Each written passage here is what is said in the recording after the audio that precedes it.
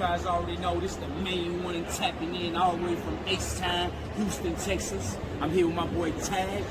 T.A.G. T.A.G sucks. T.A.G, very nice, very evil. T.A.G's gonna kill you. That's T.A.G shit. Whose house? T.A.G's house, baby. The only thing we're gonna do is take over, baby. Oh, it's true. It's damn true. Free fall as I die through the kaleidoscope in my mind. No rope up to climb. Gotta remind myself that I'm fine. Mama, I don't really. Look here, IWC. I know. It's been 2 weeks. It's been 2 weeks since we gave y'all a TMI. You gotta forgive us. Life be lifing, and things happen. You know what I'm saying? But we're here. We're back to give you that good content that y'all love oh so much. And who am I? For those who don't know, I'm Scoot Two Fly, Scoot Knight, that beautiful human being to my left, my best friend of me, Lip Deasley, Lip Dizzle, yeah, that guy. And that other beautiful human being to my right, Jaeger Bombastic, so fantastic, the heartthrob of this whole situation, aka Champ. See it in his name. Gentlemen, how y'all doing and feeling? You know, been a busy bee, a very busy bee, or rather a busy L. You know, or no, no. Let me not say that. Let me not say busy. A busy D. A busy D. Got a little directionally confused there for a second. You said left, and then I was thinking right, and you said right, I was thinking left. So, yeah. So for my POV, your POV. Yeah. So yeah, this 2 weeks of absence hasn't been for naught, because we've been answering prayers, because been working on the next set of T.A.G tier lists. For you motherfuckers that keep asking about them. Shit, there y'all go. Look at that. We got tier lists coming.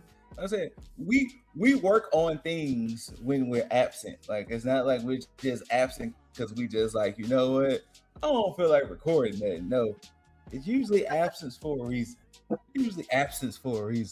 But since we do have a lot to catch up on and get into, I guess the first thing first would be Saturday night's main event. That was this past weekend, and it was a show. It was a show. It wasn't necessarily the best, or it was necessarily the worst, but it was a show. The opening match gave us a 6-woman tag.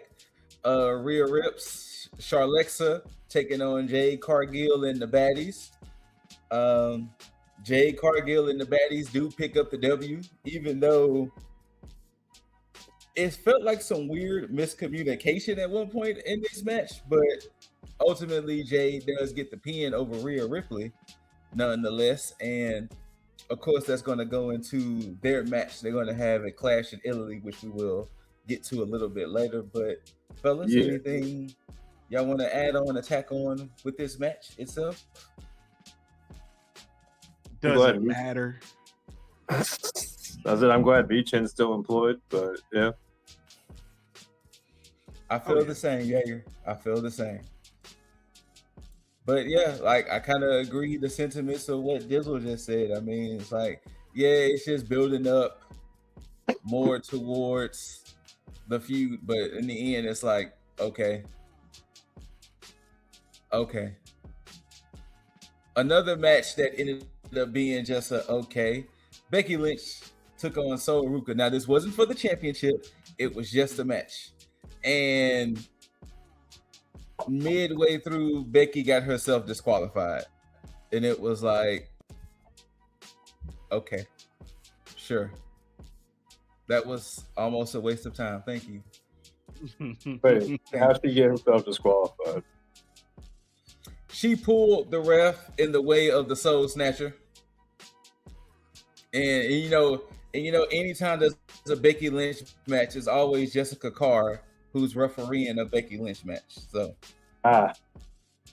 yeah. So I mean, All right. Usually they would say, "Oh my God, the ref is knocked out. What'll we do?" And then another ref runs in and blah blah blah. No, Jessica Carr was able to recover enough to disqualify Becky Lynch. Which is crazy because Becky Lynch and Jessica Carr feud is probably one of the consistently entertaining things on WWE. Yes. Mm-hmm. Sadly enough. That also kind of, to be fair, okay. I would say that kind of also like puts a slight on the Soul Snatcher though. The ref usually is supposed to be knocked out from getting any kind of contact.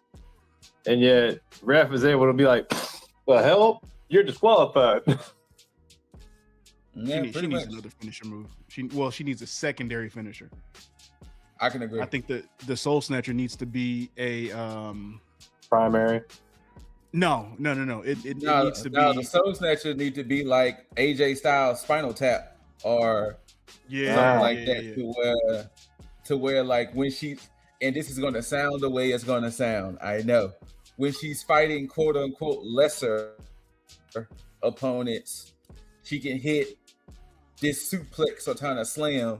But you know, when it's championship matches and things like that, wow, she breaking out the Soul Snatcher. You know, I was about to say, Soul Snatcher is way too coordinated of a move to just be like any kind of thing to shake off. You know, pretty much, because if you're really looking into perspective, Jessica Carr would be the first one who kind of somewhat recovered kind of quickly from a Soul Snatcher.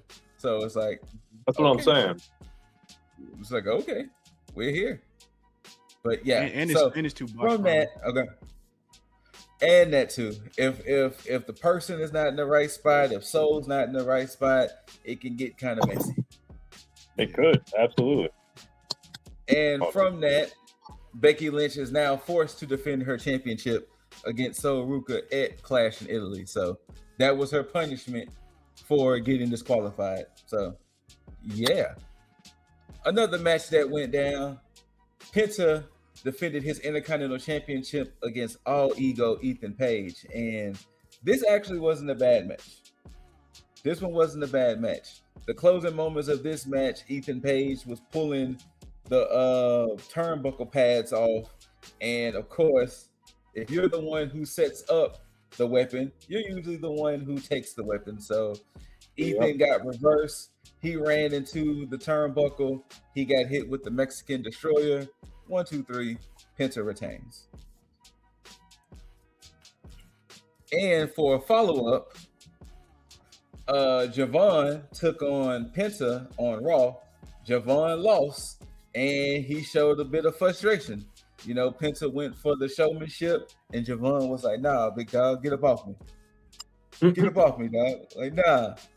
And in our absence, Rey Mysterio has been announced the GM of AAA, and the new GM of AAA took on Rusev in a #1 contendership match for the Intercontinental Championship, and Rey Mysterio won. So at some point, expect to see Rey Mysterio and Penta for the Intercontinental Championship. You're the GM and the champ? He possibly could be the GM and the champ. So anything y'all want to discuss? I know, right? Anything y'all want to discuss further with the Intercontinental Championship scene? No, I mean, well, at this point, their best bet, have Penta beat Rey. Eventually, Paige takes the title off of Penta. But what they need to do, which would be the smart thing for Evans, is to have them basically rehash the feud that they had in NXT and have them go back and forth with the Intercontinental Championship. Okay. Now with Rusev, I don't know. You know, maybe Rusev can go to SmackDown and get the US title. I don't know, but Rusev needs something too. But primarily, I agree. Paige and Evans need to go at it. So okay. Now the most groan-inducing match of the night, For the women's tag team championships, Brie Bella and Paige took on the Irresistible Forces. Now, ladies and gentlemen of the Tag Nation, look at the setup of this match. Look at the Irresistible Forces and look at Brie and Paige. I'm looking at There Paige. should be no way. There should be no way on Guys Green, those two women should be. Now, granted, they did win dirty. They did win dirty, but come on. But Paige went for a roll up, and Brie put her foot pretty much on Paige's butt to give more leverage for Paige to get the dub. And I was like, all right, that's cool. I mean, That's cool. That's cool. I just need the Bellas off the TV screen. I would not disagree with you, Jaeger. Not at all. What? Do you not want to hear Brie mode? The fuck you just said? Do you not want to hear Brie mode? Hey, Jaeger. So it's gonna just be me Yeah, for the rest of this move on. episode because Moving on. I don't know what. Brie mode? No, I don't know what that is, nor do I need to, sir. And Exactly. I add this shit to the damn soundboard. I play that shit instead of the regular my intro. God. I will. Oh, hell no. I will refuse to record. I will refuse to. I'll be like, hey, obviously, I will literally get on here and be like, obviously, Lip Dizzle want to just do this on his own going forward, and that's fine, you know. But no, Like we'll let Lip just take over the WWE side, and we'll handle everything else. pretty much. It's like because obviously, you know, this whole Brie mode stuff got him just acting unusual. But shit. your main event, and arguably the best match of the night, in my opinion, for the World Tag Team Championships, you had the Visions, Logan Paul and Austin Theory, taking on Montez Ford, Angelo Dawkins, the Street Profits. And this was actually a pretty good match. Like, I was not mad at this match at all. Now, the moment of the match was when Braun Breaker tried to spear Tez. Tez leapfrogged over Braun, and Dawkins hockey checked Braun Breaker completely over the announce table, and it was like, God damn. Like, that boy Braun went airborne, but due to shenanigans, Logan Paul was able to hit. I forgot who he hit with the brass knucks. Oh, he hit Angelo with the brass knucks. Oh, did he? Oh, Tez? Okay. Tez. I can't remember. He hit one of them. I thought Tez had dove on Theory, No, and then that's when. I know Theory Tez was in the dove ring. on. Tez dove on Logan because that's how he got hurt. Yeah, But I think before that, I think he had hit him with the hit. No, because I think he hit Dawkins with the. No, wait, unless he took the pin. I think Tez took the pin. you're right. Tez did take the pin, so Tez was hit with the brass knucks, and 1, 2, 3, the Profits retained. And what Dizzle just said, Logan Paul has a torn tricep. He had surgery, and he's expected to be out for 6 months. But Logan Paul said, fuck all of that. I'm going to do what I need to do to be back a lot sooner than that. Now, in case you're wanting the state of the tag team titles on Raw, Paul Heyman told Austin Theory the Vision are the tag team champs. So as of right now, you're a tag team champ with Braun Breaker. You know what I'm saying? So you ain't even got to worry about relinquishing titles or anything. You're right now a tag team champ with Braun Breaker. Wasn't it just like 2 months before WrestleMania? Didn't somebody have to give up the belts because they could no longer be a tag team? All right, whatever. Hey, you know Paul Heyman going Paul Heyman. I'm just You know saying what I'm loopholes. Loopholes on loopholes. Exactly, loopholes. They going with the free bird rule, you know. Going with the free bird rule. Also, so I was listening to Before the Bell podcast, and one of the gentlemen on there said that they think Tez is going to join the Vision. What do y'all feel about that theory? That Tez is going to kind of betray Dawkins, and he joins the Vision. Well, here's the problem with that. I mean, it would be a good move to get. Well, you said Tez. Yeah, Tez joins the Vision. Okay, no, yeah. Tez. So it would be a good move to get him on his singles run. However, the Vision has a bad rabbit's foot at this point. Yeah, it does. It does. Rollins, Breaker, Reed, and now Paul, Logan have all been injured from this group. And at this point, it's and almost Theory like lost his hair. Sorry. Well, I mean, he shaved it, you know, unless he got some implants. I don't know, but the thing is almost like some Final Destination shit, because in the order of how they joined is the order of how they got injured, which is wild. Theory's next at this point, which is wild. Now, here's the cool. Now, if everything is all fair, then we might be in the right direction, because with Theory, they did do a nice little pivot for him, because now he's more aggressive, he's doing his own thing, and now, for those who don't know, Bronson Reed sent a photo of him in the gym, and that boy is starting to look jacked. Yoked. Yes, Bronson is looking yoked. It was like yoked.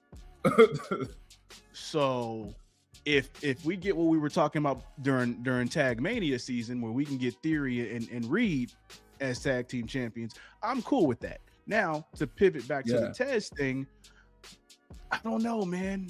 I don't know, because I mean, again, no, you know what? Scoot, you might be onto something, because they've been letting Dawkins get a bit more screen time, him standing on his own, him being more so friendly with Rollins. So if they happen to split the team up, they might be all right. They might be all right. Well, okay. So what and once again, Before the Bell pod, and what Martin Morrow said was Seth Rollins is steady, constantly kind of like here. And every time he's here, he's pretty much fucking things up. So in this case, I'm gonna go join the side so I can go fuck up Seth Rollins. And not only that, but I could become a tag team champ in essence if I go join the Vision, because you know, me and Logan Paul can be tag champs at this point, kind of energy. And then he was like, the storyline is probably going to be Tez trying to get Dawkins to come over to the Vision, but then Dawkins is kind of like, nah, kind of energy. So just, you know, them doing that kind of stuff. So who does Dawkins partner with to take on the Vision, though? Seth Rollins. Partner with Rollins.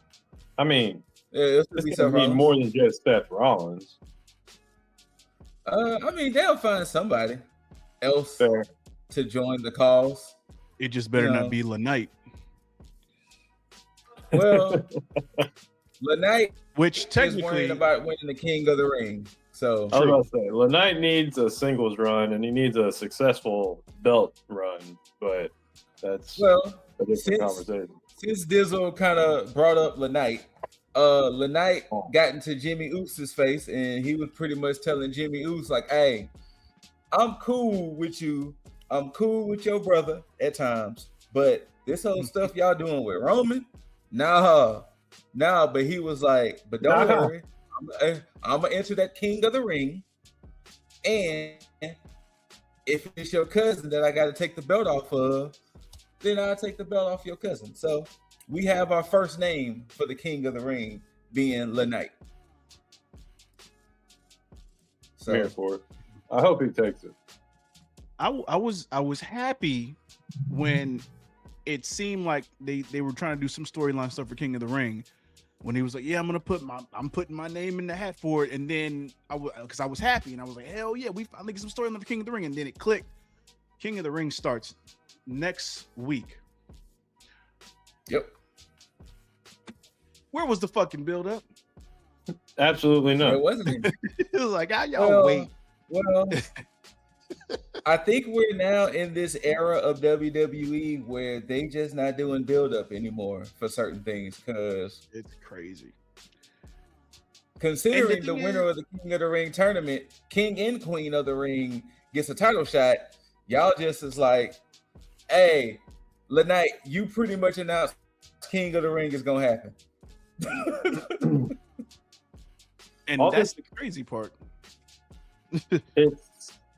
This is the sad thing that happens when a company that does not give a fuck about wrestling starts taking ownership of wrestling. Pretty much. Now, also to go back briefly to a little bit, Rollins did take on Tez in an amazing match, which Rollins did end up getting the dub for that. But yeah. But going back to your point, Jaeger, I hate that you still get glimmers. I hate that you still get some glimmers of the wrestling aspect of things because then it makes you miss Hopeful. what they had, and then it can make you hopeful, and then it'd be like, nah, that was just for that one moment, and you're just like, all right, whatever. This is just to keep. I mean, hey, I'm in this group, but forgive the term. The old heads entertained and like hooked in to making sure that they like stay watching. Pretty much. Everything else is like TikTok generation. If it's like if you missed that last episode, then they don't give a fuck what you missed storyline wise. Yes. Pretty much. And it's just like, all right, y'all got it. And it's just like, all right. And then once again, then we get back to WWE is gonna WWE, and it's just like I'm tired of that excuse. WWE need to stop WWEing. They need to stop doing better. Okay, damn it, shit. Well, who is it needs to do better, WWE or TKO? At this point, Jaeger, I don't really know. I don't really know because they all play a role. They all play a role. Didn't we hear recently that TKO is the one that's in charge of creative? No, they're not in charge of creative. I mean, they have a hand in it. Yeah. Which I have to apologize. I have to apologize now. I've been dunking on the creative, the writing team specifically for a past number of years. And if it wasn't for Cross going on Devon's podcast and basically setting the record straight. Okay. He specifically said that the writing team is not the problem. He said the writing team wants to do what they do. They have pitched ideas, but the problem is the people above them. So I would include probably Trips in that, and then of course everybody else. Yeah. Where, so I apologize, writing team, for all the shit that I've spewed verbally to each and every one of you. With that being said, what's the point of having a writing team? Because who else are you going to blame when shit doesn't go right? AI. True. But if you got people on payroll, whenever something happens, you can always blame have them. a scapegoat. And then you have, guys like Paul Levesque, who, I don't hold too much against them, but it's like you got, guys who like Paul Levesque who do get raises when creative has been shit. And you've had wrestlers that have been fired and basically cost the company money because you didn't use them and you let them go. Yet you get praised for that instead of getting fired or reprimanded. I wish I had a job like that where I could fuck up a good bit of times and then get a raise after that. Shit, right. It must be nice. Don't you love seeing people fail up? Yep. Failing upwards, baby. Failing upwards. Speaking of, okay, this is not necessarily failing upwards, but the wrestling world's collective hearts dropped when they saw that this man was arrested for battery. It was like, oh no. Then, when the details came out that he was arrested for assaulting a man, everybody was like, hallelujah. That was exactly me, because when I seen the shit, I was like, wait, for assault? And I was like, wait, is this domestic? And it's like, no, not his poor girlfriend. Hold up. And then when it said, I was out, because the whole time I was like, I hope it was a guy. I hope it was a guy. Boy, it was like, hallelujah. Well, hold on a second. Hallelujah. So what is the actual story here? Do we know yet? Okay, so the story that seemingly has fully came out, Ludwig and his girlfriend was in the elevator, and apparently the guy was complaining that they were overly PDA. They were very just all over each other. They were just excessively kissing, and he got upset and tried to say something. Then what prompted Kaiser to assault him was apparently the guy made the comment about him calling ice on his girlfriend. Okay. And that's what made Kaiser assault the guy. And then once again, listen to Before the Bell, when they said, wait, Kaiser was arrested for defending his girlfriend. They was like, look, when that mask versus mask match happened, Chad Gable needs to go ahead and just already have the mask off and just present. Like, this man is heralded. He's already a hero in Mexico already. Now he defended his Mexican girlfriend. You know damn well he's winning that match this weekend. Yeah. There's no way he's losing that mask versus mask match. Matter of fact, Dominic Mysterio, you need to go ahead and polish that belt and get ready to go ahead and hand it on over. You need to go and get ready to hand that Mega Championship over to Kaiser, because now a extra bit of news that recently surfaced was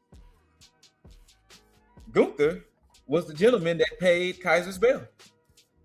That's been the story that's been surfacing. Gunther, this I didn't know. I did not know about this either. Yeah, it's been surfacing now for almost 2 days that Gunther was the one that paid his bail.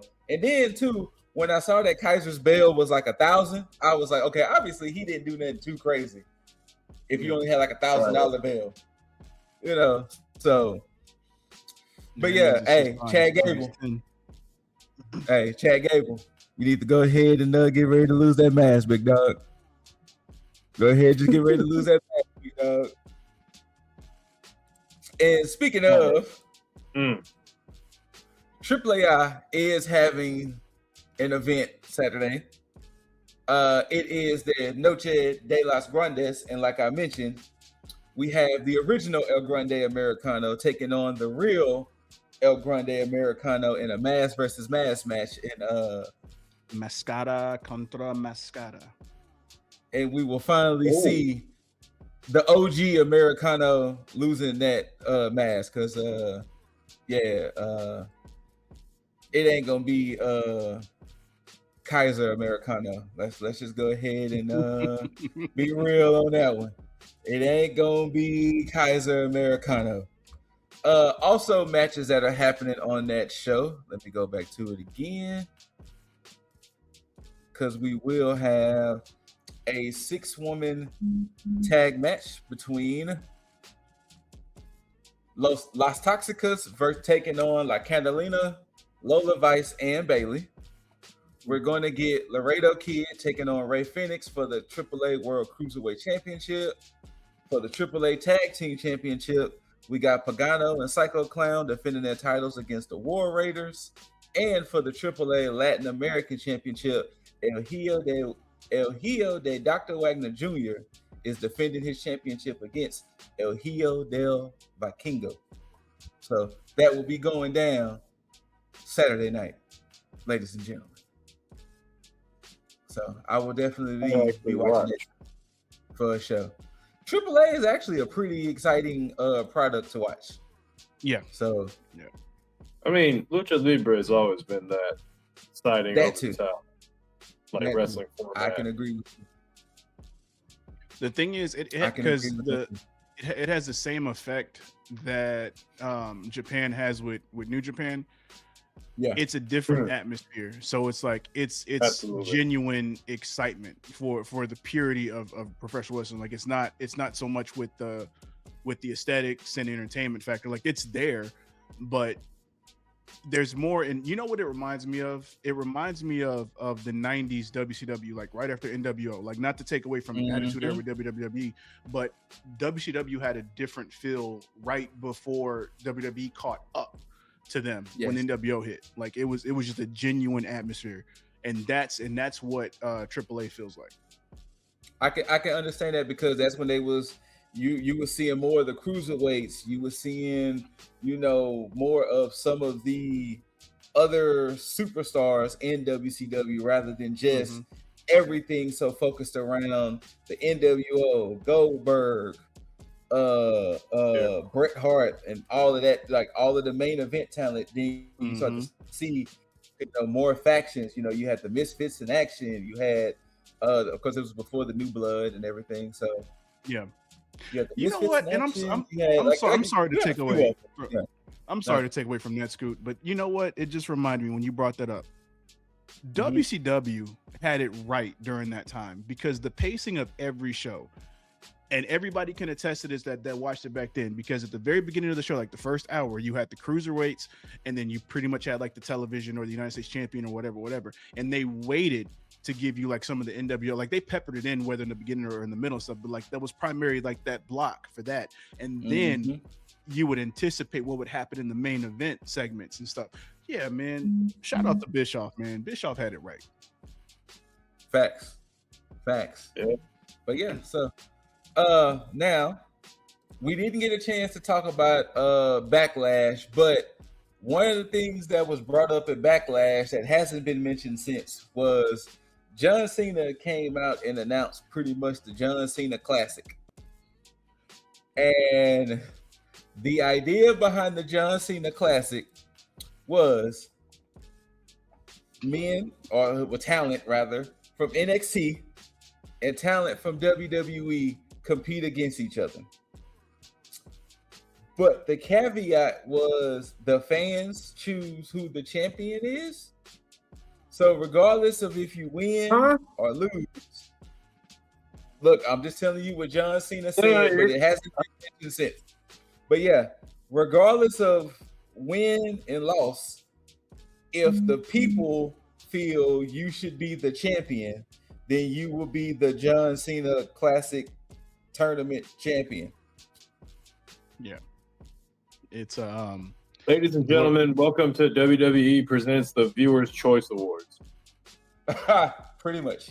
You know, and it doesn't make any sense, because you can fudge that whole thing. You can lie to everybody and say, hey, it's almost like that bullshit where it's like when they had the Taboo Tuesday and all of that. Thank you. The what? Taboo Tuesday, when it's like the fans choose like what match. Taboo Tuesday and Cyber Sunday. Yes, that was the other one. Thank you.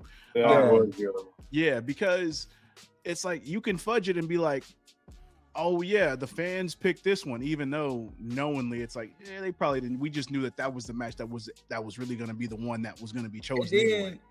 And then what's going to suck about it too is whatever venue you decide to have this at. Exactly. Because we all know there are some crowds that are more lively than others. There are some people who may watch NXT and know some of these people from NXT. But even when John Cena was in the ring explaining all of this, it was like, what? What? Yeah. So and the crazy, I was with him when he was talking at first. He was like, yeah, it's gonna be a tournament. I want to have a John Cena Classic tournament. I was like, all right, cool. And it's gonna be vying for this championship, you know, where it's like you. I was like, well, hold up, what you mean you? It's like, what's the tournament for then? What's the tournament for? You might as well like Jaeger just said, you might as well just line up the 4 to 8, however many people, and just do you vote for this person? Do you vote for this person? Like, what's the point of them fighting? What's the point? Stupid. Like, so, and also, how's it supposed to go down? Like, Are they gonna have a full match and then you hear the 1, 2, 3 ding ding ding and then they like, all right now, who do you think wrestled better, this guy or this guy? Like, I guess so. I don't think the winner of the tournament matters. I think I think it's just to showcase everybody in the tournament, and then the fans, I think that's what it is. Yeah, choose who they like out of the entirety of the tournament. So it's like a bunch of exhibition matches, and then the fans get to decide, who they like out of that. So, but at the same time, the shit that doesn't make any sense is like, okay, this person's champion, just like Scoot was saying, you go anywhere else, it's like, when do they decide? If that's the case, do you just strip the champion of his belt because he didn't get a bigger ovation than somebody over here? And it's like, that shit, like it diminishes what it means to be a champion in professional wrestling, is what it does. Yeah, pretty much. So I'm not with that idea. You know, I can't get behind something like that. But yeah, corporate John Cena is starting to make me wonder. I mean, and you know, there's things happening on SmackDown. I mean, I'm not saying there's bad things. I know Trick Willie defended his championship against Carmelo Hayes. I just saw it. Gunther is beating up on Cody because he gets a title shot. The MFTs is about to get ready to implode. Tiffany Stratton is trying to make the United States Championship. She's trying to elevate it, but I don't think Tiffany Stratton has the star power like Becky Lynch to elevate. No, yeah, she's not to that degree, championship, no. like how Becky's able to elevate the Intercontinental. I don't think Stratton has that star power. So this is going to be the first time I'm going to say this, and I cannot believe I'm saying this. You know what? Dizzle, you may have to forgive me for this because this is the first time ever I'm saying this. Oh, I'm actually starting to like Charlotte. I mean, look, I've been on board with Charlotte for the past few months. And it's been cool. And maybe Charlotte needs to be United States champion. You know what? I'm gonna agree with you. I'm going to agree with you. I think that would make sense, because if we are to take the route of Charlotte making her way back to the Women's World Championship, having her go from basically tag to mid card, then to a Women's World Championship, I'd be cool with that, because organically, I mean, the fans are already behind her in this. I think that she's worked her way back up. I think it's been a while since she has been, and I think she's kind of pulled a Roman Reigns in a way where they've taken away that whole aspect of, she's already going to be shoe-in for the main event. So she's earned it. She's earned her way back. You know, am I still going to pick her? I don't know. I'm still against it right now. But I mean, hey, you know, I'm not mad at her right now, guys. To get y'all to actually like her, and it's working. I mean, hey, it is. She looking good. I said, look. When she switched up her wardrobe, I was like, damn, okay, Charlotte. Maybe she been hanging around Alexa a lot, so you know, Alexa been looking good. So I mean, so Charlotte had to look good by proxy. You know, hey, look, man, hot by association. I'm here for it. There you go. And the last bit of WWE stuff we'll get into before we switch over to arguably some of the best wrestling this weekend. This Sunday we do have Clash in Italy, and it is in Turin, Italy. For us in the United States on the Central Time Zone, I think it's at like 1:00 p.m. It's supposed to start. But the matches we do have on Clash of Italy, the match that will be on ESPN.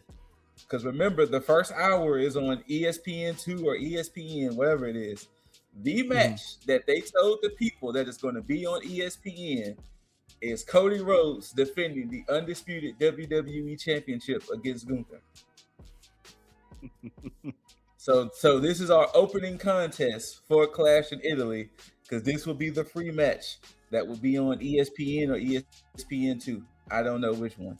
Now, for those who's been out the loop, Gunther made the switch to SmackDown, and per him making the switch to SmackDown, he automatically got a title shot.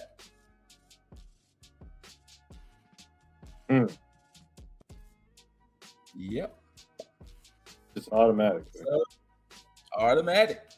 And they've been doing this weird thing where he didn't want to sign the contract. So for 1 week, him and Royce Keys went at it to determine number one contender. And he still didn't want to sign the contract. And I think he just now signed the contract officially this past SmackDown. And it was like, what are we doing here? Like, why did you sign the contract? Like, why are you being weird, Gunther? Because he wants to end careers now. He got a taste of it, and then another taste, and then another taste. And he said, you know what? I like this. I like doing this. I guess. But yes, Cody Rhodes, Gunther, any thoughts about this contest before we talk about the next match? No, I mean,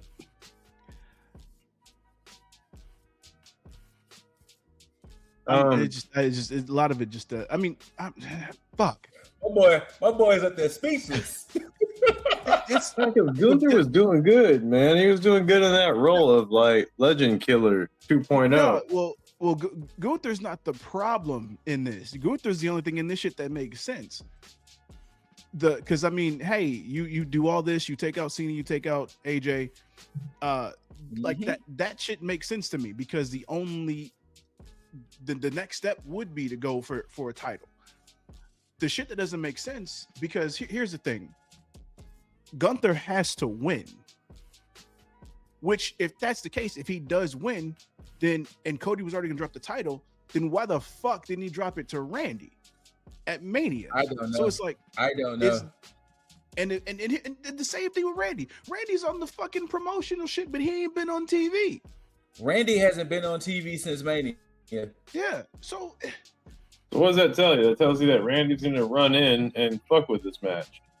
it's possible, man. I don't. I don't fucking get it. I feel like Randy's gonna save Cody's ass, and then we're gonna get a triple threat. Possibly. Like I mentioned earlier, Becky Lynch is defending her Women's Intercontinental Championship against Sol Ruca officially at Clash in Italy. And like I mentioned earlier, Rhea Ripley is defending that WWE Women's Championship in a Jade Cargill WrestleMania rematch. We're a few months late from Backlash, aren't we? Hey, Jaeger. You wanna let me go ahead and show you the ultimate disappointment. So what the fuck? Since Mania, Oba has been doing the Oba Femi Open Challenge. And 2 weeks ago, when he came out, Brock Lesnar attacked him. He hit him with 4 consecutive F5s, and then he left. Heyman was in Pierce's office, and Pierce was like, I filed retirement papers for Brock Lesnar. What the hell are you doing? And he was like, look, right here is a contract for the biggest rematch in Clash in Italy. I had immediately told everybody, Brock just want that free trip to Italy. I do like how they did the misdirection on that storyline purposes. Actually, it was really good. Didn't they even say that Brock doesn't want to do any more matches? Like that was supposed to be his last match at Mania? Like Dizzle just said, it was all misdirect. Ain't that some shit? Now, Brock Lesnar did say, Oba beat my ass. But when he beat my ass, I'm coming for him now, in essence. Like, it was like, I ain't appreciate what you did. Shut up, Dizzle. I ain't appreciate what you did to me in Mania, so I want my get back. And this past Monday, Oba pretty much told Heyman, I'ma fuck your boy up. You know what I'm saying? I'ma fuck your boy up in Italy. So there you go. Yeah. Oh yeah. Oba was good on the mic on that one because when he was talking about the fucking he was like, yeah, what you did to him, and he's like, yeah, he gave me. What do you think 5 F5s are gonna did to me? He was like, I'm not like I was fighting to beat him last time. It's like this time, exactly. I'm fighting this to kill time, him. I'm fighting to kill him. All right. So and your main event is going to be a rematch from Backlash. Roman Reigns defending the championship against Jacob Fatu in tribal combat. Combat. So we're just running back 3 WrestleMania matches. No, every match on this card is the rematch. Oh shit, you're right. Yeah. Maybe Every not, match maybe on not this all card Mania, is but they're definitely all rematches though. To an extent. Yeah. So Because Cody and Gunther fought last year for the what is it, the champion of champions? yeah. Whatever it was. Soul and Becky just fought last week. These two fought 3 weeks ago. Backlash. Brock and Oba WrestleMania. Jade and Rhea WrestleMania. So every match is a rematch of some sorts. Now, if you're unfamiliar with tribal combat, is anything goes. But the winner is pretty much the quote-unquote new tribal chief, and they must be acknowledged by the loser. Now, what makes this match interesting was after Mania, Roman said prepare to see him all summer. Now, word from the curb is Roman's complete June has been wiped. So, are we going to see a title change? Or is Roman going to pretty much disappear for a month? As the champ? As the champ. If that were to be the case, then that's just bad TV. I agree. I would rather see somebody who's going to be staying in on the weeklies. But I agree. Well, there might be a way out, and again, I could be wrong. But if Roman does win and he goes off TV, that means Jacob would be subservient to Roman, and he would have to. And what they would probably do is have him and the Usos on TV, and basically it would going crazy. Yeah, and then Roman would just like basically give bullet points on what they need to do. So he would still be involved in the show. He just won't be there. And then Jacob will probably get too crazy throughout, the month. And then they run it back at SummerSlam for the title and potentially have Jacob win. I don't know.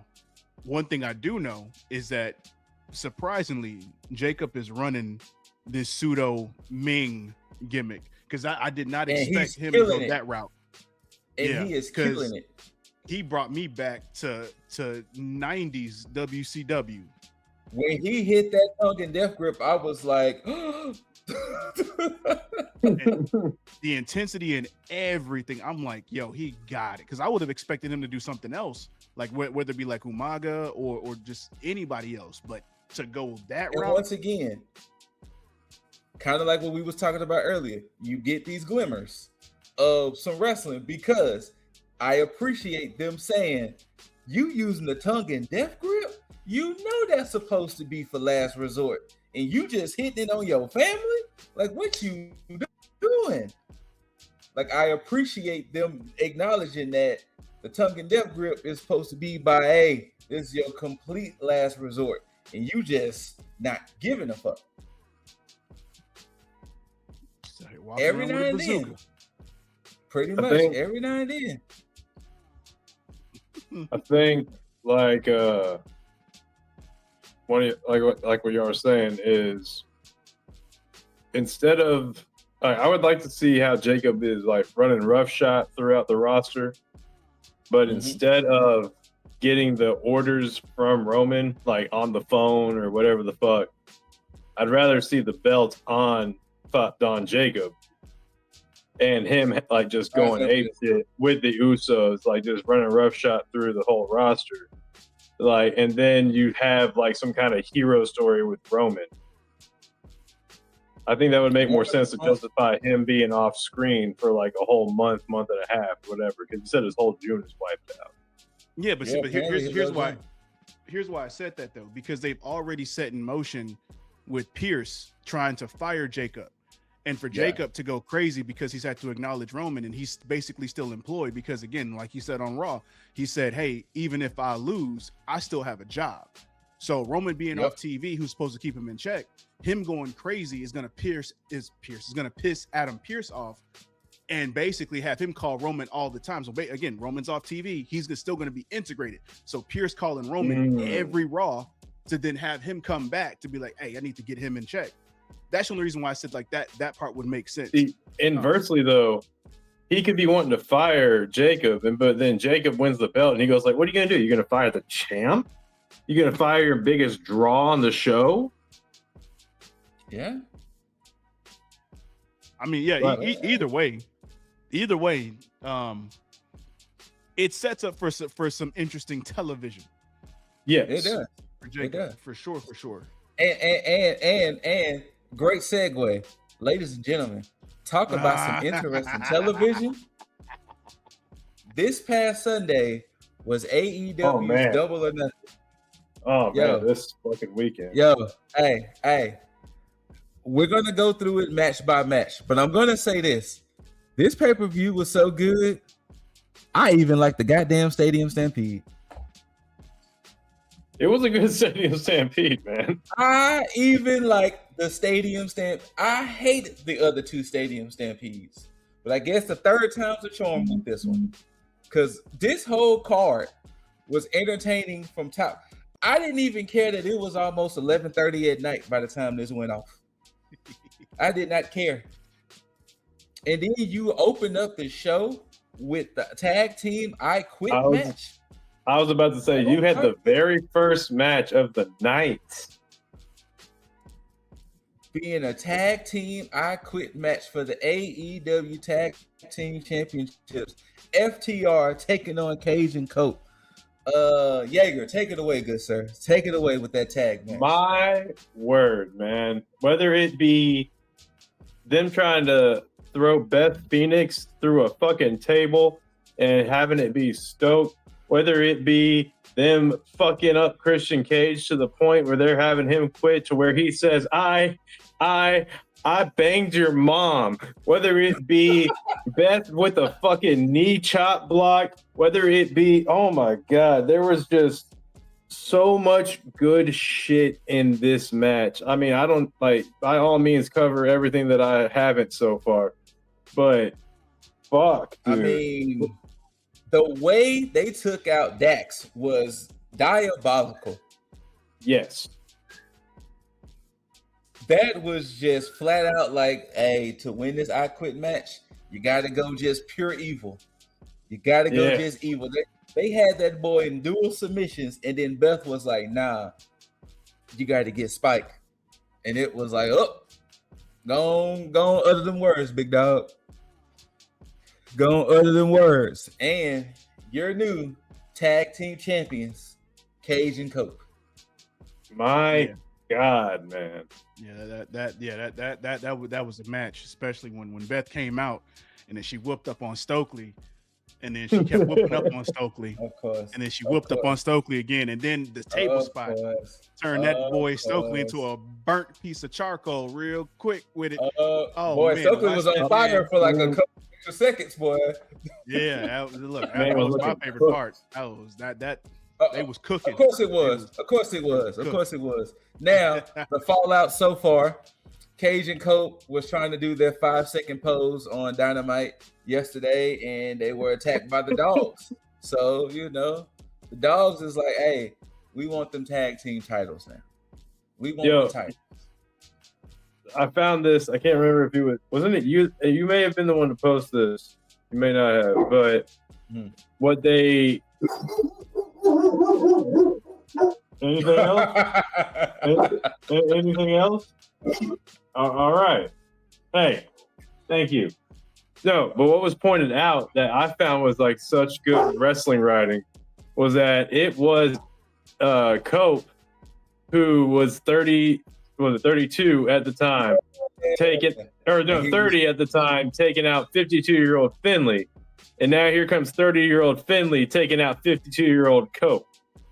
Yeah, that is crazy. That is a crazy stat. That's a very crazy stat. Yeah. But yeah, Cage and Cope are your tag team champs. And then what did they give us for the next match for the international championship? Kazuchika Okada defending against Konosuke Takeshita. Dizzle, take it away, good sir, because you've been anticipating this one. So take it away, good sir. I was happy about this match, man. Now,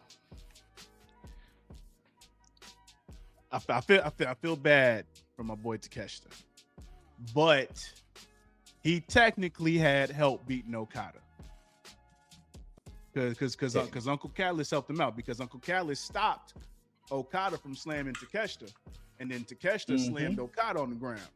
So, this match was do I dare say it was the best match on the card? It was definitely a New Japan championship worthy match. There may be another match to me that may compete with it. And I'll let you know when we get there. Fair enough. Yeah, the way that this went, I mean, from top to bottom, this match was on point. It did not let up. All the spots that needed to take time played out perfectly, and I mean that primarily with the outside the ring stuff with Callis, because everything was within the story, within the confines of the story. But then when they picked up from that, it was almost like it wasn't any wasted motion from the why am I blanking on the fucking on Okada's finisher? Rainmaker? The Rainmaker. Wow, tripping. Yeah, the one he did when he went for the Rainmaker when Takeshita was on the edge of the ring outside the ropes. To go from that, and man, look, then the way Takeshita had switched the Rainmaker on the inside and then went into the knee. And then, look, you know what? If y'all haven't seen this match, I'm sorry. Go watch the fucking match. Go watch the fucking match. Because this is what we needed when who was in the match with them when they did the triple threat? That actually was surprisingly good. Yes, yeah. Okay. Mascara. So yes. Yeah. This is the match that we should have got then, but you know, by happenstance and like Scoot would say, on a happy accident situation. On a happy accident, yeah. That triple threat actually worked out. But this match right here, crazy enough, stepped it even further. Yeah. Yeah. I don't want to abuse it, but I do want them to run this shit back. Maybe not right now. I can see it. Well, okay. Well, let's talk about the fallout. So Takeshita did pick up the dub, and he is your new international champion. So there was a moment where Takeshita was on one side, Uncle Callis, Okada, Rocky Romero, and Mark Davis. Oh my God, Mark Davis, and wasn't Lance out there too? It was just them. It was just Davis. Okay, so It was pretty much looking like a 4-on-1, and then we hit the returning music of Kyle Fletcher, and it's like, oh boy, business is about to pick up.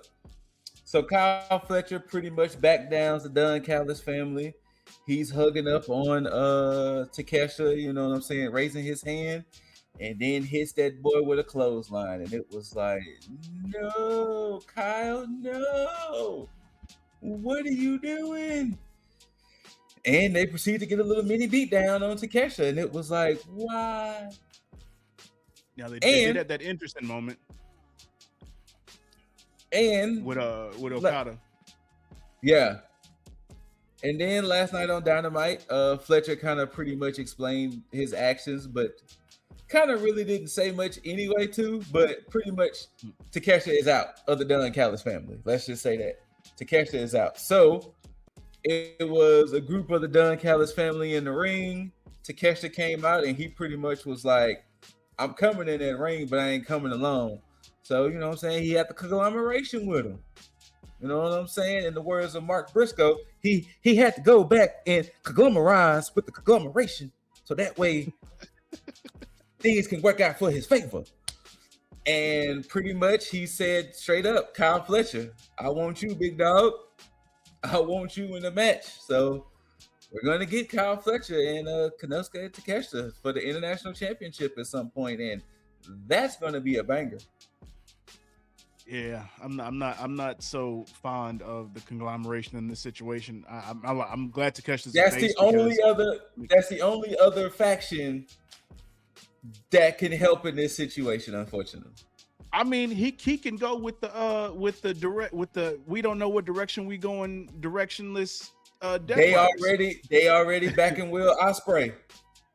Yeah, Takeshita can go up in there too. He'll fit perfectly with the Death Riders. I agree, but as of now, they got one superstar on their plate with William Ospreay. Okay, that's fair. Okay, unless you want to go to the Ops. We got one superstar on their plate already with William Ospreay. Okay.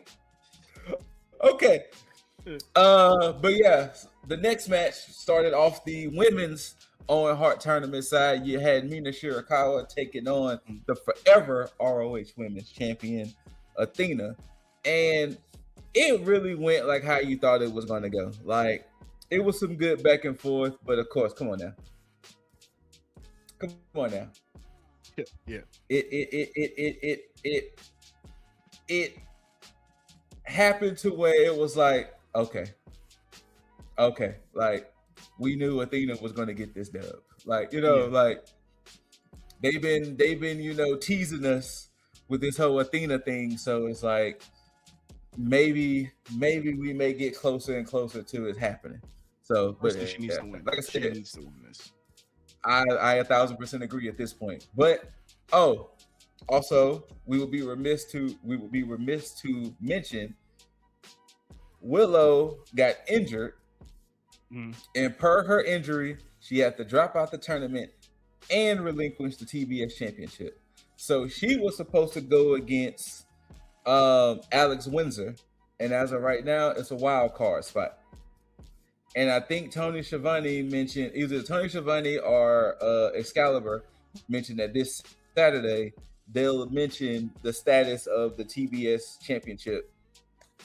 So we'll see what's going to happen with that. But Willow, get better, get healed, because you was on a run, girl. You was on a run. And I hate that, unfortunately, it came to an end this way. Yeah. Really is a damn shame. So, but yeah, our next match, a no time limit Continental Championship match between Death Riders John Moxley taking on Conglomeration's Kyle O'Reilly. I wasn't mad at this match, but it went how I thought it was gonna go. Yeah, of course. Yeah. So, yeah. But right. The only thing I like. Dizzle's good. Huh? No, go ahead. You said, oh yeah, no. The only thing I really liked about this is because it preceded the match that followed it. Yeah, and it shit just made sense. And, Dizzle's favorite faction of the Death Riders. Hey, he's still in the car, y'all. He's still in the car. He may be kind of halfway hanging out the car, but he's still in the car. Ospreay is the only reason that I'm still in the car at this point, to be perfectly honest. Still in the car. If it wasn't for this storyline, and matter of fact, again, with AEW is doing look, okay, all right, here we go. I'm in the car, my seatbelt's on. I'm comfortably in the ride. Mm-hmm. And you know what? Fuck it. I guess we're gonna segue into this shit because the next match after that was Ospreay versus Samoa Joseph. Yes, it was. And the way that this match fucking started said everything I needed Boy. to know. Because for Ospreay to come out, do his entrance, and everything to just perfect. Joe comes out. He gets into the ring. Before the bell even rings, Hidden Blade. Mm-hmm. Like, okay. All right. And then he proceeds to be aggressive as shit on Joe. Mm-hmm. To the point to where Joe was like, wait, what the fuck is happening? And then Joe clicks, and then they get the match actually started, to where this match felt quick as fuck because it was so good. Yeah, it was. Yeah, man. and then to have Ospreay get Joe up for the Styles Clash. Right? Another, like, right? This motherfucker here, man. This You know, they had to motherfucker hurt here. Joe, man, to get a Styles It Clash did. again. Right? Look. But William Ospreay does get that dub, though. Yes, he Does does. get that dub. Sure fucking did.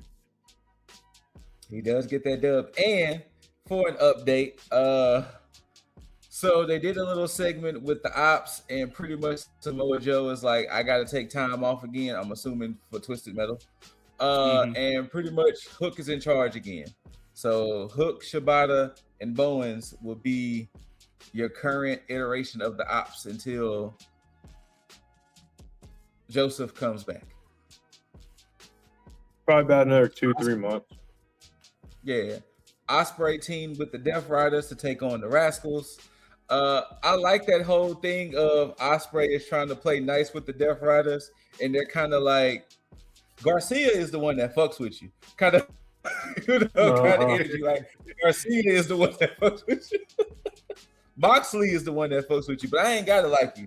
You know what I'm saying? Kind of energy. So I do kind of like that little dynamic of it, you know. And then, how did y'all feel about the whole Kenny Omega and Ospreay segment? I loved the conversation that was had, just because Kenny and Ospreay have such a long history prior to AEW. Mm-hmm. Like, I like Kenny just going like, really though, the Death Riders, like you got so many other friends you could be with right now, but you want to roll with them? Mm-hmm. Like, I like that Kenny was trying to have that come to Jesus meeting with him. But then I can even appreciate Moxley coming at the end, like, hey, you should listen to him. Yeah. And that's the good thing about that whole situation, is because it's gonna lead to a good, eventually, which I'm hoping for, a good face versus face match between Kenny and Ospreay, with Ospreay with this new demeanor. I do want to see that, which I'm gonna say, I was gonna save it, but I'm gonna say it right now. The way that AEW is handling everything with the product is exactly what the fuck we were talking about a month ago when we were giving our gripes and shit about TKO and WWE. Thank you, TK. Facts. Thank you for fucking listening, because everything that you've been doing in these past few weeks has been on the fucking nose. And this show as a whole has proved that point to the T, because the way that everybody, and I mean everybody in the pro wrestling community, is talking about Double or Nothing is exactly what the fuck WWE needs as a fire to be lit under its goddamn ass to do something with their fucking, because again, we don't want WWE to fail. We just want them to do better. Yeah. But they gotta stop thinking they're too big to fail. Correct. 100%. 100% that. And that's their biggest problem. They think they are too big to fail. But sorry, Scoot. And shout out to Tony Khan and AEW for doing the right shit in between matches, where you're setting up the next match with fucking promos and vignettes, and not too worried about fucking ads and merchandise and all this other shit. You see how Bro, there was easy hardly- that shit is? There was nothing as far as ads compared to fucking WrestleMania. Yeah, Exactly. And this fucking poster right here on the screen Fire. proves my fucking point.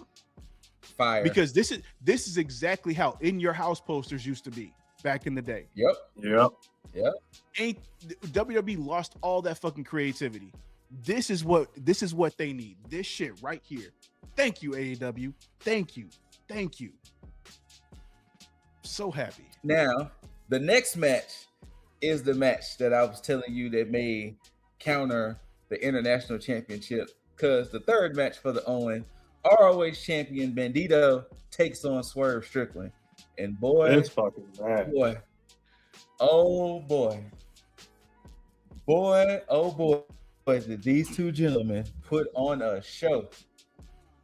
They put on a show. When Swerve, good. Excuse me. Go No, ahead. they kind of lost me in like the first. I don't want to say the half, maybe like the first quarter of the match. It was kind of off, but when they picked that shit up, they had to kind of figure it out. yeah, You know what this match? You know what this match really reminded me of, and I remember we made this analogy before. This was really the Johnny Gargano and Andrade match. Because remember, at first, Johnny Gargano and Andrade in NXT. Remember, it started off kind of weird. Then at one point, it just went crazy, and everybody was like, "Wait!" Wait, hold on a second. I need to watch this now. What's going on? That's what this match was. You're right. That's what this match Absolutely was. right. When Bandito and Swerve figured it out, That was it was it. perfection. It was Off to the races, perfection. man. Holy shit. But Swerve standing on Bandito's shoulders and hitting that house call was like, "Sir, what?" That was Bandito hitting that 21 plex, but then couldn't do nothing about it. It was like, oh my God, all of this match is just, bro. everything about this was just, Swerve on Bandito's shoulders gave me like anime villain vibes. Like when you're like, it's the protagonist trying to fight a dude and dude is just like flexing on him. Like, all right, it reminds me of like G Gundam when it was like Master Asia. It was just like stood on top of like Domon's like, what was it, his fist or his sword or some shit. He's like, what are you doing? And then Swerve reversing the 21 plex into the vertebreaker. Oh man. What are we doing in this match? You know what's funny? What are we doing? It was almost like payback for every time Bandito dropped Swerve on his head. But you know that wasn't Pretty even much. it too, because he did the vertebreaker and then right after that gave him the fucking house call. Mm-hmm. It was like, oh damn, insult to injury, bro. Like, yeah. They cleaned up the remainder of that match after they turned shit up, man. Yeah. It was just Now, before we move on, Wednesday you had Claudio Castagnoli taking on Brody King, and surprising to me, Brody King won. Brody King advances in the next round of the Owen Hart tournament, and then you had AEW National Champion Mark Davis taking on Jack Perry, and I will admit, Jack Perry showed some heart in that match. Y'all know I'm not the biggest Jack Perry supporter, but I was not mad at Jack Perry in that match. It was a losing effort because Mark Davis won. So, yeah. But this Owen Hart tournament is looking kind of crazy because now we got Swerve taking on Brody King, and we're going to have Ospreay taking on Mark Davis. And oh my God, we're going to get Ospreay versus Swerve. I'm here for it. We're going to get Ospreay versus Swerve in the finals. That's exactly where I'm thinking it's going to, and I'm like, oh, this is going to be good. Like, this is gonna be real good. Yeah, This that's exactly what's going to is happen. how you tell a story within a tournament. Y'all, WWE. WWE. But you know what? AEW has been Exactly. doing this with the Owen for like every fucking year. So I'm not surprised with it because they That's also true AEW too. handles tournaments very fucking well with their Continental Classic and with their Owen Hart tournament. So Mm-hmm. yeah, To be fair, they do have a lot of eliminator tournaments, so they should have this shit down pretty good by now. one would fucking Right. think. One would think. Was there a women's tournament match this past Wednesday? No, I think the only match that they had was the one with Athena and Mina Shakara. I don't Okay, think there's. okay. I don't think they had any other female. Wait, match wasn't at all. Stat? Didn't Stat have a match? Well, Stat took on Sheeta in a street fight, Oh, that's right. That's right. My bad. I thought but for yeah, some I reason don't I know thought if that was part of the. I don't think there was any other tournament matches for the women. So, but We'll probably speaking get two of them next Wednesday or something. probably so. Speaking of, for the AEW Women's Championship, Tekla defends in a fatal four-way against all former champions: Jamie Hayter, Hikaru Shida, and Chris Statlander. These four women went out there and once again put on a show. Yeah, sure. You had some hard-hitting action. You had some storytelling because you had that whole dynamic between Sheeta and Statlander and how that was going to play itself out. But once again, I was not mad at it. And I don't know if I willingly said it on the pod, but I'm saying it now. I'm Team Tekla. Oh no, you said it a couple weeks ago. Okay, I Yeah, did say, yeah, okay, yeah, I am Team Tekla. And I was like, I'm here for it. I'm here for it. I am. Yeah, I'm here on it. I'm here for Like it. she took a second to warm up into the role, man, but no, she's doing it right. Yes, pretty much. But yeah, Tekla retains. And so I'm pretty sure the way it's going, whoever wins that Owen on the women's side is most likely probably getting the belt off of Tekla.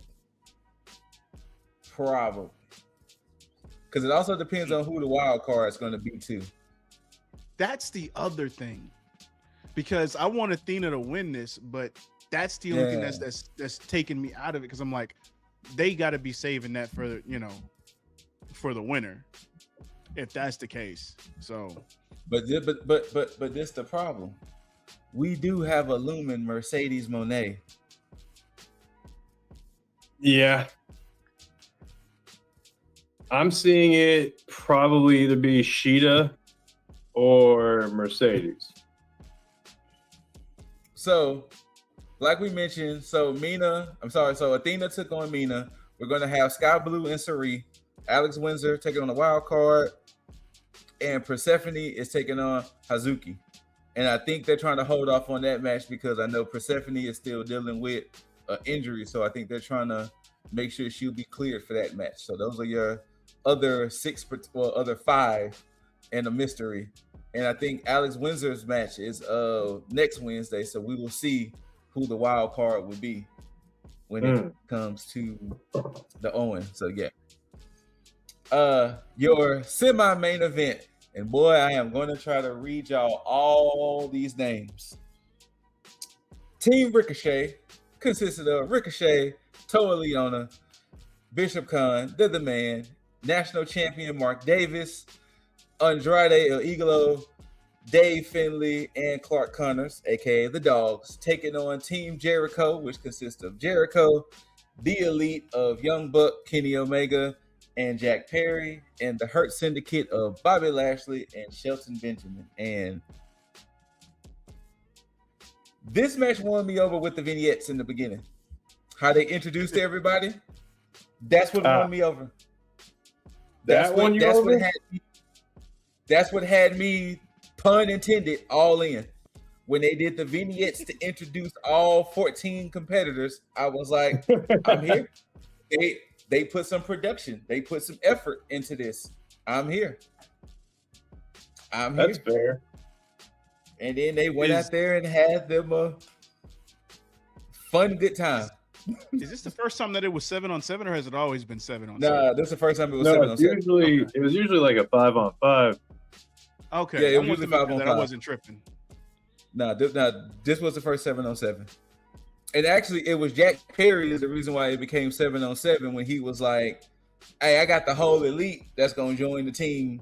So, yeah, that's the reason why it was 7-on-7. Gotcha.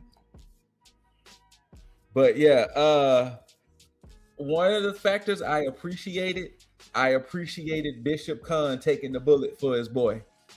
I appreciate when things was looking mad and grim for Ricochet. Bishop Khan was like, "Nah, it's gonna be me. Y'all gonna beat up on." It's gonna be me. But yes, Team Jericho win, especially Jericho winning with the Lion Salt. Now, the thing I'm not liking this whole Lion Salt versus Rico Salt thing, and it's like, okay, sure, fine. But Jericho did take on Ricochet this past Wednesday, and Jericho got the dub. Mm-hmm. So Andrade pretty much is saying, "Hey, I want that championship. I want that AEW championship." I mentioned earlier the Dogs is coming at the Cage and Cope because they're like, "Hey, we want them tag team championships." And pretty much everybody else at the moment, because Kenny Omega is not really in anything. The Bucks are not really in anything. So there you go. Mm-hmm. And gonna get into it. That main event. Woo! Title versus hair. Darby Allin defending against Maxwell Jacob Freeman, MJF. Gentlemen, I will let y'all take it away. Whoever wants to talk about it first. I'll let Lip go ahead. Mr. Allen, stop it. Please. Stop. It's okay. You won. Whatever game you playing, you have won. Wait. Time out. Interjection. To set up the story more, Mick Foley is officially all elite. Yes. Mick Foley was with Renee Paquette in the pre-show, and there was a moment where Mick Foley was talking in the pre-show. MJF came out. MJF took Mick Foley to Dick Kick City, and then Darby tried to come and defend Mick, and of course MJF got up out of there. Now we can fast forward to this, but go ahead. Yeah, well, you know what, and I'm glad you brought that up, because continuing on to what I was saying, ironically enough, with the whole Mick Foley thing, Dutch Mantel had said on his podcast, because he was also talking about Darby Allin, and he was saying that Darby has done so much to his own body where he may potentially just end up killing himself. Like, at this point, he's made himself he basically, compared to Mick Foley, he makes Mick Foley look like he's performing amateur night because of all the shit that he's been doing. For Dutch Mantel to say that,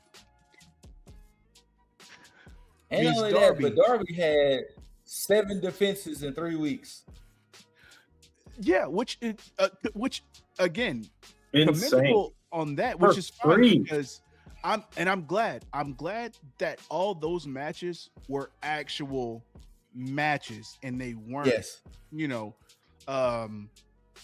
stunt segments, for lack of a better term. Now, granted, this match with MJF wasn't a stunt segment, but Darby definitely took some fucking liberties with this match. The only stunt segment matches were the him and Pac, because you knew they were going to use that golf course at some point. And then him and Pac was no count outs, and him and Sammy Guevara was no count outs. So those were your only kind of stunt segments. But yeah. And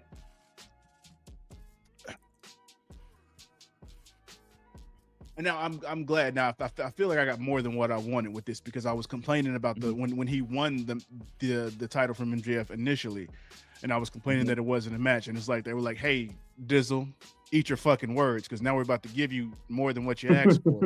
And I'm like, Pretty much. Okay, I'm gonna shut the fuck up. Just don't do that shit no more.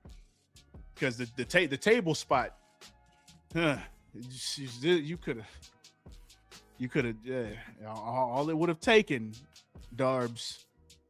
It was bad enough that you could have fucking paralyzed yourself with that suicide dive in front of the announce table. My God, yes. And that started the match. So, but then to go from that and then to do the fucking table spot on the fucking on the stage, yeah, man. Which, speaking of which, AEW stepping up their production game. I see y'all. I see y'all. I highlight exactly what he did on that fucking table spot, man. That shit. He climbed up there for that fucking spot. Yes, he did. Oh my God. Death Wish Darby. You know what? Yeah. As dope as that name sounds. Death Wish Darby. Like, sheesh. But ultimately, Darby took a middle rope tombstone, then took a headlock takeover, and 1, 2, 3, and new 3-time before the age of 30 AEW champion MJF. MJF made sure we knew about that. Oh, he made sure. And the closing moments in the reason of my namesake tonight, as they strapped Darby to the gurney, MJF stood over him, and he was looking like he was about to do some more nefarious things. Kevin Knight runs out there, he stops it, and as they was wheeling Darby, he decided to hit the UFO splash, then flip the gurney over, and it was like, Kevin Knight, no. What are you doing? I will say this. I called it. Now, I didn't call this. I called him turning heel on Speedball. Yeah. But I mean, he did. So the Kevin Knight situation, Kevin Knight explained why, because he was like, Darby was supposed to do it. Darby was supposed to win it. He let me down. So that's why I did what I did. Speedball comes out and was like, hey, Speedball. Hey, Kevin Knight, all you got to do is apologize, big dog, and we can try to make this right. And Kevin Knight looked at him and was like, nah, I'm going to hit you with this microphone, though. Not only that, microphone, though. Kevin Knight took to the fucking stage in like a whole new persona on top of that. Not even freaking like the very next show just showed up. He had sunglasses on. He had different music. He had a whole like different look to him. Like, and just no time wasted. He even walked a little different. It was just. Yep. And Tony Khan did announce next week Speedball Kevin Knight for the TNT Championship. So that's going down next week. I do like his reasoning because it's not always with a heel turn like that. Like, because I mean, with the way they did this, like, hey, Darby, you were supposed to win. It was supposed to be us going back and forth. Because it's not the conventional thing. Because I mean, in some cases it won't make sense. But if like you got somebody that's like mad enough to where it's like, I almost had you at this point. I almost had MJF. It's like I was supposed to beat you. Why'd you let him do it? Also, it's a nice rivalry comment or callback. Yeah. One thing I forgot to mention about the match with AEW, because they did it twice. They did it in the Takeshita and Okada match, and then they did it, I believe, in the Ospreay and Samoa Joe match, where in two instances, I think it was Okada and I think it was Joe. They both kicked out at one from a finisher. The way that it was done, because it didn't degrade the finisher. It was done tastefully as far as like a hit of adrenaline type thing.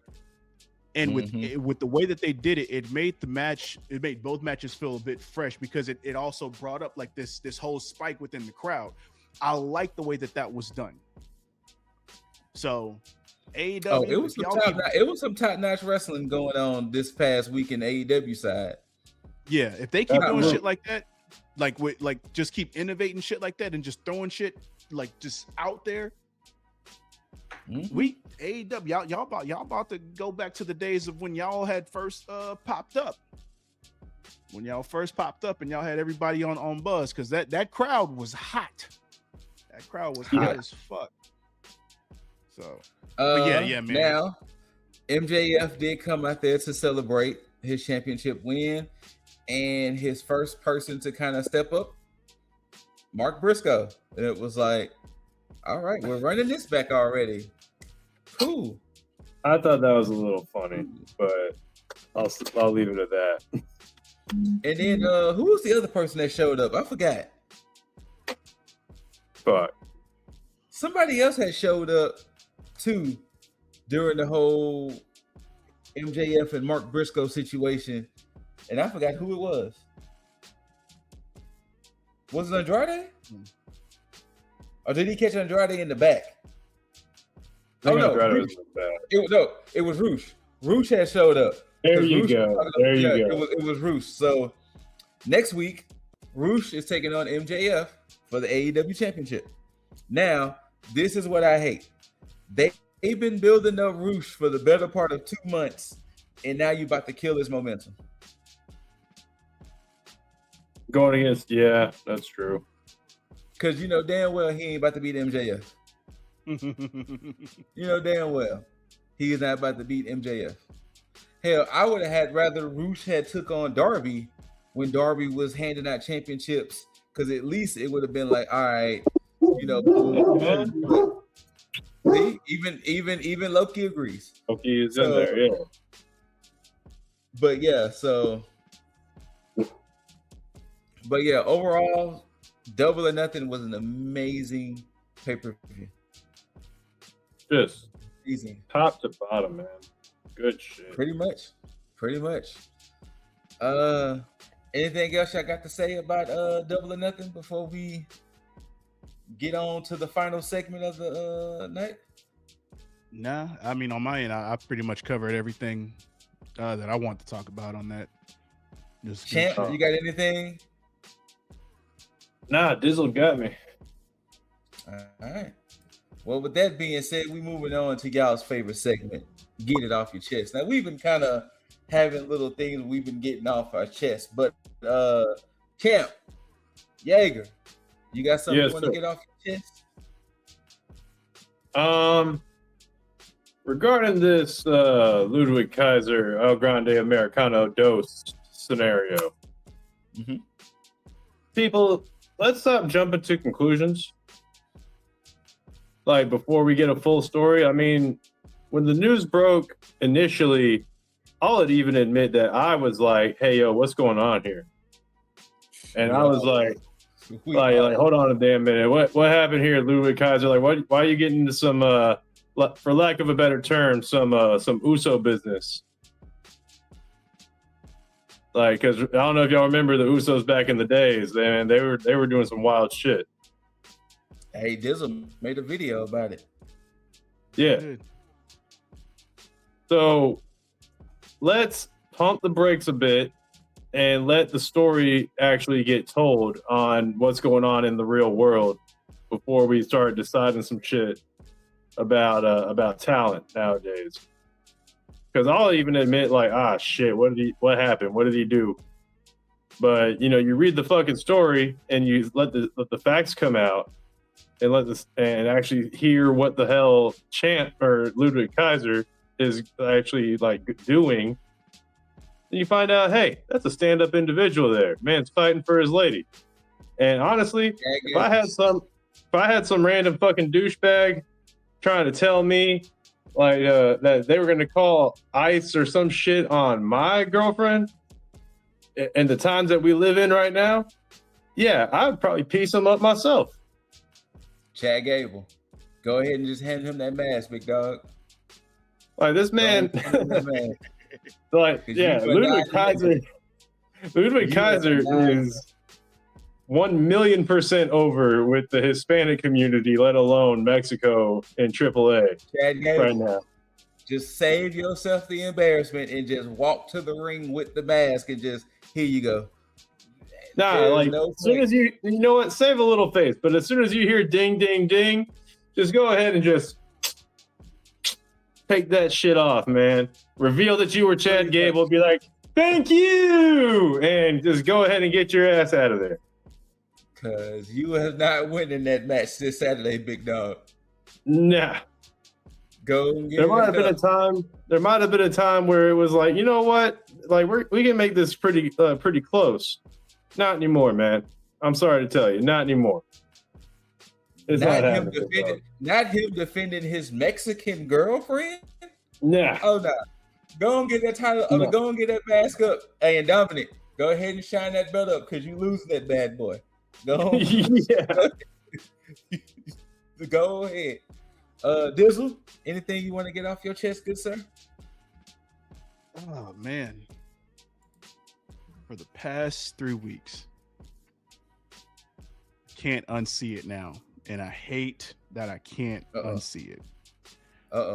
Because Oh shit. my guy Ethan Page, Okay, all ego.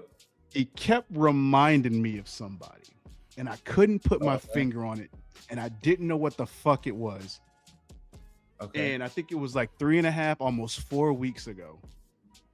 It fucking clicked, and after that, I was like, "You're playing it so well, but I can't unsee it." But the thing is, he's still good villain shit I'm because scared. like I'm scared. it I'm scared. makes I'm a scared lot of to find sense. out who it is. I'm a little worried. I'm scared to find out. Hassan Piker. I didn't know you were gonna say it or not, but damn, I'm laughing that you did.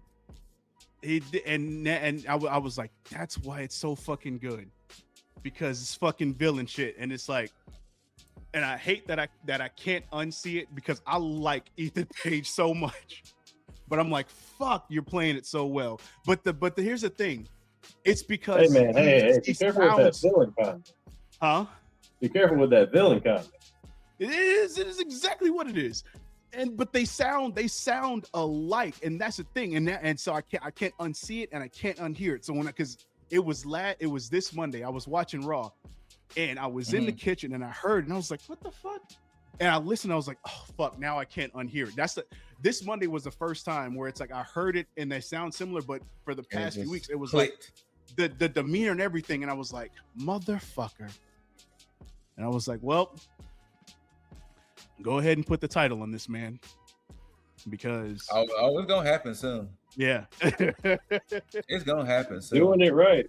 He's doing it right. Yeah. But yeah, man. I mean, outside of what was going on with Double or Nothing, I mean, I said what I had to say. I mean, because we've been talking about it, so there's nothing really much to get on my chest outside of WWE. You better hope that Clash in Italy knocks out the fucking park. I don't see it happening at fucking all.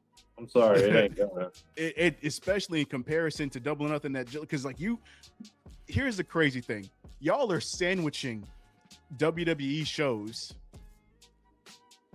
ahead and behind, and you're not making yourself look good. You're a last shot as far as the comparison goes.